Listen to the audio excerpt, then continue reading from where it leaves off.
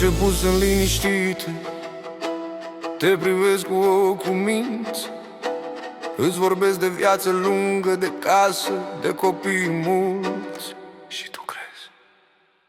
Dar sunt femei care-ți mănâncă sufletul zi de zi, puțin câte puțin. Dar sunt femei care te rod pe dinăuntru și te pierzi pe tine puțin câte puțin. Dar sunt femei care-ți mănâncă sufletul zi de zi, puțin câte puțin. Dar sunt femei care te rod pe dinăuntru și te pierzi pe tine puțin câte puțin. Te întorci obosit și auzi din nou că n-ai făcut nimic, că n-ai făcut destul, că puteai mai mult, că viața voastră nu e cum ar fi trebuit.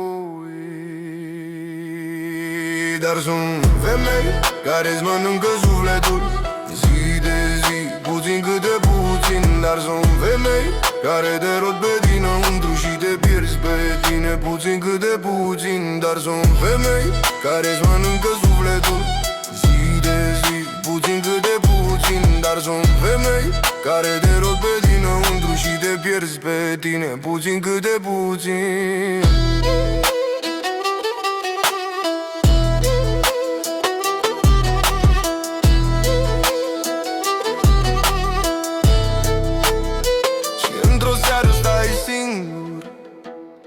Pe pragul casei și te întreb când s-a pierdut liniștea care era odată acolo.